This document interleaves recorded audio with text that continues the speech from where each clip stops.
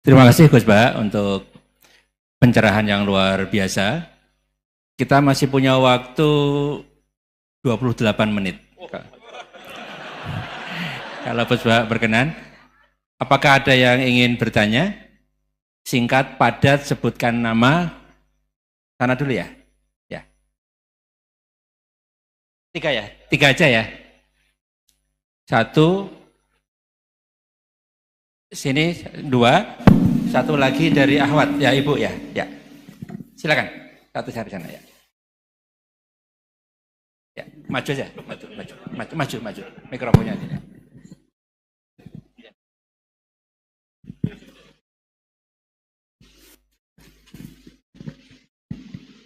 Bismillahirrahmanirrahim. Assalamualaikum warahmatullahi wabarakatuh. Perkenalkan Gus Baha, nama saya Boyi, mungkin agak beda dengan pada umumnya. Saya bukan dari kalangan santri, tapi ketika mendengar ceramah Gus Baha pada awal-awal saya kuliah itu merasa kok kayak sebelumnya kenapa tidak masuk santri aja gitu. Karena ternyata toh yang diajarkan juga banyak dasar-dasarnya atau prinsip-prinsipnya yang sama dari jalur berpikir dan lain sebagainya. Yang ingin saya tanyakan di sini adalah ketika Gus Baha menyampaikan tentang diroyah, mungkin singkat saja Gus, apakah diroyah ini alat atau ilmu universal yang bisa digunakan ketika berdialog dengan orang-orang yang mengatakan itu kan kaidah kalian gitu, itu kan kaidahmu, ada hal-hal yang memang tidak bisa dipersamakan atau tidak bisa digeneralisir, ya mungkin seperti itu Gus. Dan juga yang terakhir, kalau boleh saya izin bersalaman boleh Gus. Kesempatan. Oke, Assalamualaikum warahmatullahi wabarakatuh.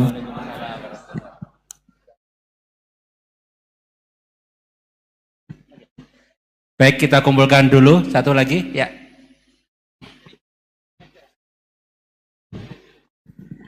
Cek. Bismillahirrahmanirrahim. Assalamualaikum warahmatullahi wabarakatuh. Ya, perkenalkan saya Taufik Satrio, biasa dipanggil Tosa. Ya. Ya. Singkatan. Baik, langsung saja mungkin untuk pertanyaannya. Di Yaumil Akhir nanti kan ada yang namanya Yaumil Mizan. Itu pertimbangan gitu kan. Nah, itu bagaimana kalau timbangannya itu sama, artinya seimbang. Nah, apakah itu nanti akan berada di tengah-tengah antara surga dan neraka atau seperti apa? Kemudian yang kedua, itu terkait dengan perbuatan buruk ke orang lain. Ketika kita berbuat buruk ke orang lain itu kan kita istilahnya zalim kepada orang lain. Tapi di lain sisi, itu secara zahir kan seperti itu. Tapi di lain sisi, di akhirat itu kan, kalau secara pahala, kita itu membantu orang lain mendapatkan pahala.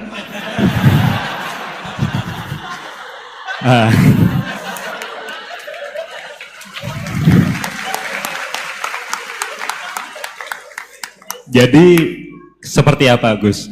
Terima kasih. Assalamualaikum warahmatullahi wabarakatuh. Terima kasih Mas Tosa ya. Silakan Ibu ya.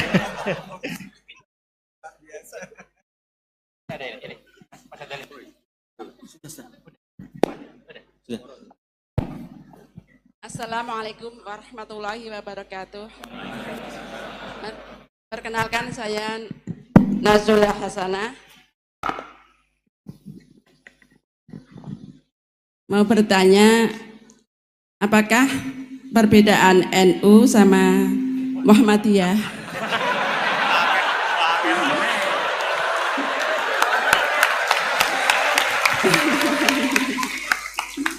Tadi kan dijabarkan, terus dalam sholat subuh itu kan ada yang pakai doa kunut, ada yang enggak. Tolong jabarkan. Wassalamualaikum warahmatullahi wabarakatuh. Waalaikumsalam. Baik Gus, ini ada 3 penanya. Mas Boy tadi terkait dengan diroya, apakah ini universal, termasuk untuk yang non muslim bahkan gitu kan. Kemudian yang kedua dari Mas Tosa, hisab yang seimbang Gus, kasusnya gimana ini. Yang kedua terkait dengan kalau berbuat buruk kan membuat pahala untuk yang bersangkutan itu. Seperti orang puasa dikasih minum gitu kan ya. Ya. Terus kemudian buasana ini beda antara NU dan MU, kira-kira itu ya. Silakan Gus ya. Ya.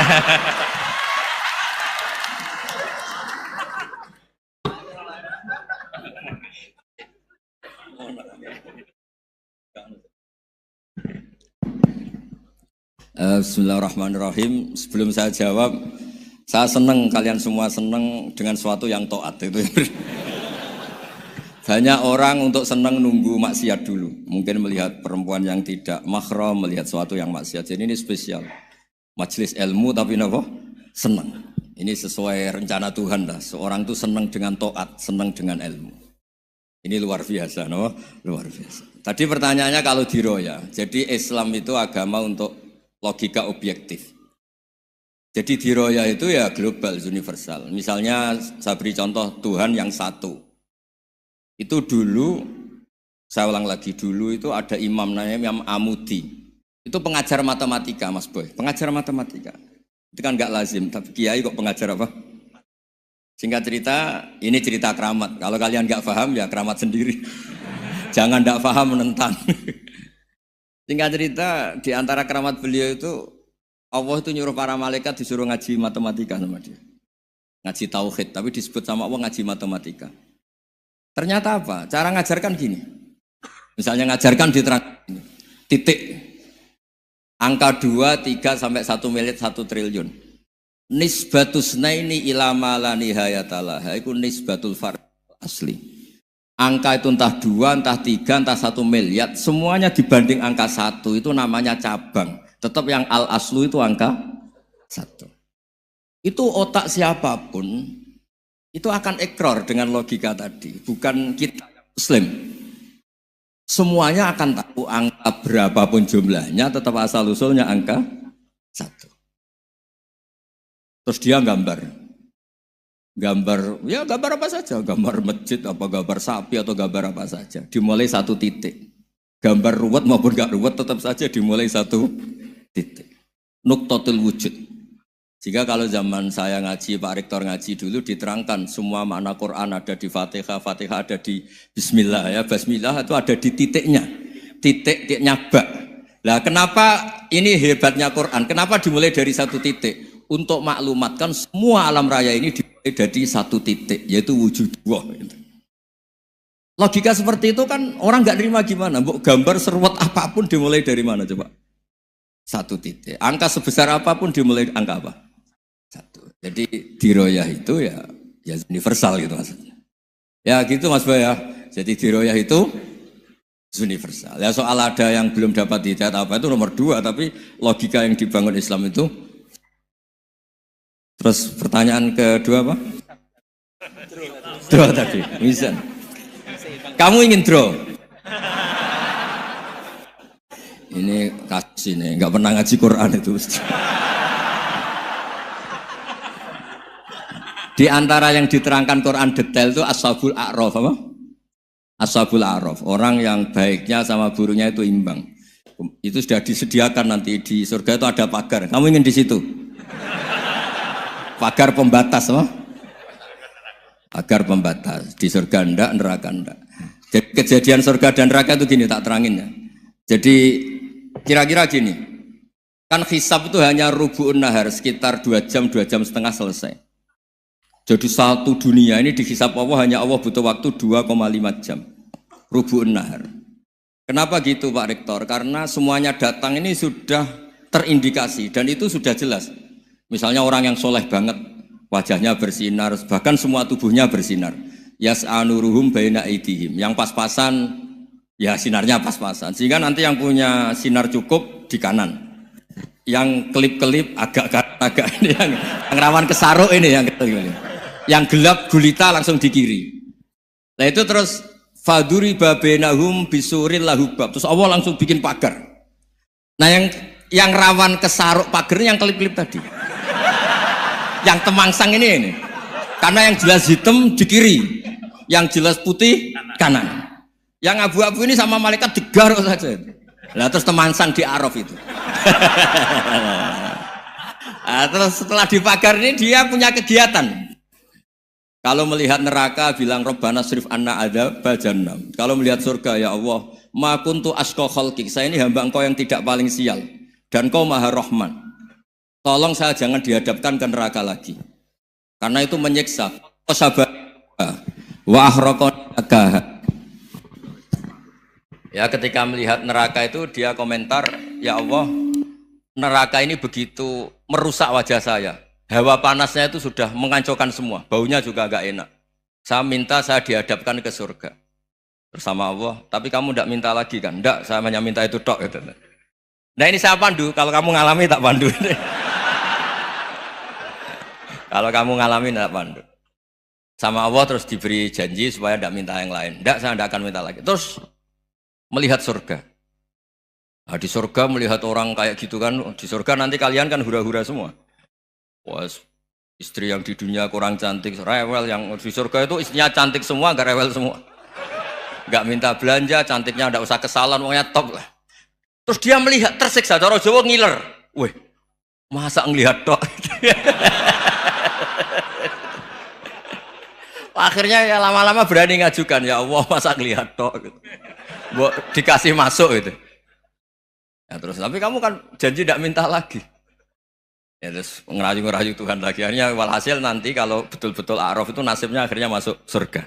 Tapi tadi digarap dulu lah, dikerjain dulu. Itu lama sekali perjalanannya, memang lama sekali. Nah soal orang membunuh itu, apa contohnya tadi? Berbuat buruk sama orang lain, ya apapun lah. Berbuat buruk sama orang lain itu, kalau faktanya nanti tobat, Allah yang bisa ngelola itu. Makanya Nabi pernah senyum-senyum, pernah tertawa-tawa. Sungguh ketika Allah menghendaki rahmatnya itu semuanya indah. Yaqtulul qatil fayatubu hadza. Jadi ada orang nyun sewu membunuh, terus dia tobat serius. Kemudian al-maktul yang dibunuh ini masuk surga karena madlum. Qatilnya karena tobat serius juga masuk surga. Ya begitu juga di kedoliman-kedoliman yang lain. Jadi ya makanya tobat itu penting sekali. Ya taruh saja begini yang terkenal ya, contoh. Wahsy itu jelas di surga karena syahid dibunuh Wahsy. Apa Hamzah ini jelas di surga karena matul syahidan, dibunuh secara syahid oleh Wahsy. Tapi karena Wahsy tobatnya serius, nanti juga di surga. Begitu juga keburukan-keburukan yang lain. Jadi tobat ini misalnya ada orang hartanya dicuri. Tentu yang dicuri ini kalau dia orang baik, ya mungkin secara formal lapor polisi, tapi kalau dia orang baik mungkin ridho lah, sudah itu sudah ridho kan. Berkahnya ridho, dia menjadi orang baik karena ridho diuji Allah, hartanya apa? Dicuri. Kemudian yang mencuri tobat, entah harta itu dikembalikan, entah dikasihkan masjid sebagai amalnya yang dicuri, entah apa-apa. Allah ngasih tobat orang ini. Kemudian sama-sama jadi orang baik, kemudian sama-sama di surga. Makanya itu Nabi sampai senyum-senyum, betapa rahmatnya Allah tidak terbatas. Sama lagi, betapa rahmatnya Allah tidak terbatas. Bahkan qatil sama maktul bisa ngopi di surga bareng tadi itu. Karena ya tadi, masyhur itu. Yang paling legenda dalam sejarah Islam kan, saya pernah membunuh orang yang sangat dicintai Rasulullah. Sebagai tobat saya akan membunuh orang yang paling dibenci Rasulullah. Singkat cerita, Wahsy ini menangi bunuh Musailamah al-Kadzdzab. Orang yang ngaku-ngaku Nabi yang merusak tatanan apa? Islam. Apapun itulah, cerita-cerita apapun itu. Makanya saya sering cerita, kalau preman pasar itu tobat, bu, jangan nyapu masjid. Tobatnya tetap di pasar, yang dulu pasar gak aman karena dia, sekarang aman karena dia. Jangan tobat terus nyapu di pasar, pasar diganti soksisennya, pengganti. Itu gak fair apa? Jadi kalau tobat itu harus seimbang dengan zaman salahnya. Zaman apa? Kayak Umar. Ketika dia kafir itu orang Islam dibikin takut. Ketika dia Islam, gantian orang kafir dibikin takut. Pertama dia Islam langsung marahnya Abu Jahal, Abu Lahab. Awas kalau ganggu Rasulullah, ngadepin saya. Itu fair. Kenapa? Fair. Jangan tobatnya bikin orang takut, lah tobat ke masjid, nyapu. Yang di pasar diganti penggantinya tetap gaduh. Gak boleh, harusnya kalau lama bikin pasar takut, ya sekarang lama bikin pasar apa? Aman. Itu tobat yang apa? Seimbang. Ya kira-kira gitu ya. Nanti tak pandu kalau sudah di A'raf. Terus gimana? Yang ketiga NU sama MU. Satu itu beda seragamnya dan logonya.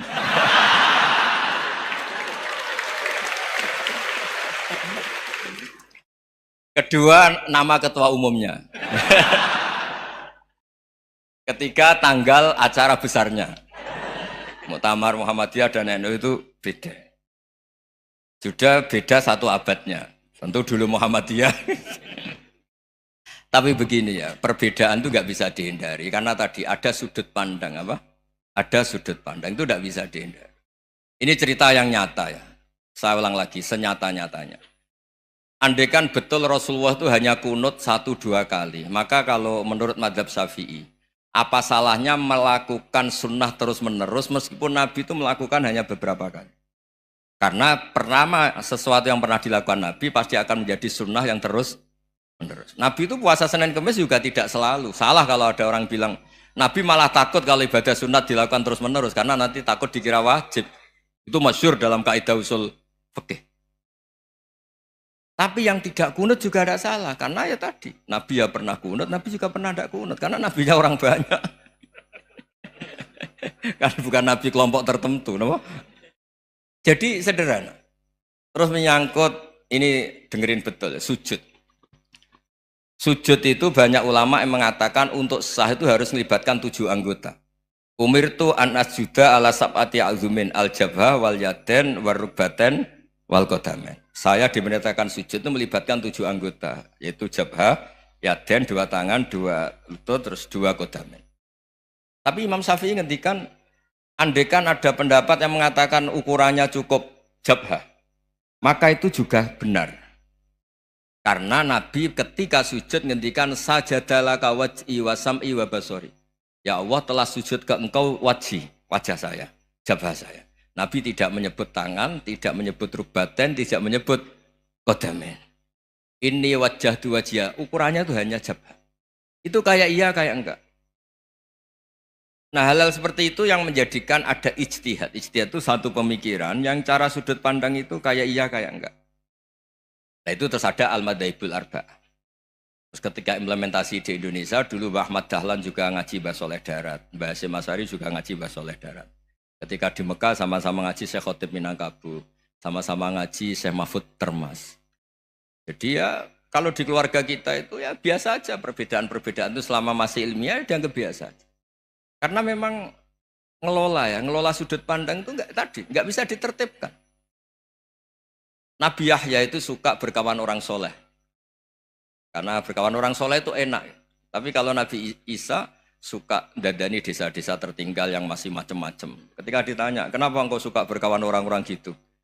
Ana tabibun udawil mardo. Di mana-mana kiai itu ya nyembuhkan yang sakit. Jadi kalau dakwah yang sudah iman tuh akeh tunggale gitu. Tapi dakwah gitu kan tantangan. Itu sudut pandang. Ada nabi itu yang tertawa terus guyon terus. Yang satu murung terus. Ya sama Nabi Isa dan Yahya kan satu angkatan. Mali aroka dohikan fakaan nama tak manumin makrillah. Kamu kok tertawa-tawa terus, seakan-akan nggak ada adab saja. Yang satu tanya, mali aroka abisan kaan nakata kena tumir rahmatillah. Wong kok murung terus, kok dunia orang rahmat deh. Nah anda ini orang hebat. Guyu banter ya iso, nangis banter ya iso. Nah itu sudah orang kombinasi itu. Isa ya mau, ya mau, Muhammadiyah ya gelem, NU ya gelem. Ya maksudnya sudah biasa aja. Karena tadi konstitusi NU yang mengatakan ibadah harus ikhlas karena Allah, Muhammadiyah juga sama harus ikhlas karena ya sudah, kalau karena Allah sudah selesai kan. Yang menjadi masalah itu kan identitas untuk hadun nafsi, untuk diri sendiri. Kalau kita ikhlas masalahnya apa? Coba masalahnya apa coba? Imam Syafi'i pernah di Masjid Abu Hanifah yang tidak kunut. Beliau enggak kunut. Ketika tanya, 5 ada tarok tal kunut, ikroman di hadal madhab. Saya menghormati madhab ini. Jadi ya biasa. Sebaliknya juga sama. Orang-orang Hanafi kalau Imam Syafi'i kunut, ya ikut kunut. Karena kalaupun Anda yakin itu tidak disyariatkan, kamu juga yakin itu tidak membatalkan apa? Sholat. Itu yang perlu dicatat. Kalau Anda tidak yakin sunat, kan tidak yakin kalau itu membatalkan sholat. Jadi sebetulnya kalau dianalisis secara keilmuan itu ya semuanya normal. Karena tadi Rasulullah itu al-Bahrul Muhit, Nabi itu lautan yang luas sekali. Orang akan mengambil air sesuai kapasitas masing-masing. Dan akan merasakan kualitas air juga sesuai kapasitas masing-masing. Orang yang sangat haus melihat air seteguk ini luar biasa. Tapi yang tidak haus mungkin melihat itu biasa-biasa saja. Jadi makanya saya mohonlah, sudahlah itu biasa saja, apalagi secara sanad ya sama, secara tradisi sama. Ya soal perbedaan tidak harus dengan NU, antara Muhammadiyah juga biasa beda. Mungkin di UI antar rektorat juga beda-beda. Yang satu suka dekat rektor, yang satu suka enggak. Monggo asal itu niatnya ikhlas. Terakhir saya beri cerita, ada sahabat ditanya, "Sifli wajah Rasulillah." Coba tolong saya ceritakan wajahnya Nabi kayak apa. Sahabat tuh nangis senangis-nangisnya. Kenapa engkau menangis? Saya itu tidak pernah melihat wajah Rasulullah SAW. Loh kenapa? Engkau kan sahabat. Sungkan. Sebagai bentuk penghormatan saya tidak berani melihat wajahnya. Sebagai bentuk penghormatan pada waktu Nabi, saya tidak berani sowan. Nabi di dalam punya keluarga, punya istri, punya cucu. Kalau saya sowan tuh ganggu. Ya masuk akal. Bentuk hormat itu tidak ganggu kan. Tapi ada orang-orang yang bentuk hormat, bentuk sayang itu sering datang ke majelis Nabi. Sama-sama masuk akal. Bisa didebat gimana? Sama-sama masuk akal. Ya sudah itu ijtihad. Maksudnya itu ijtihad. Itu sudah sama-sama masuk akal. Abul Hasan Asyadili itu kalau kemana-mana pakai mobil mewah, pakai baju mewah. Ketika ditanya, Anda ini ulama kok pakaiannya mewah, mobilnya mewah. Ben wong ra kepikiran nyangoni ya. Nah, tapi nak kowe tawaduk melas.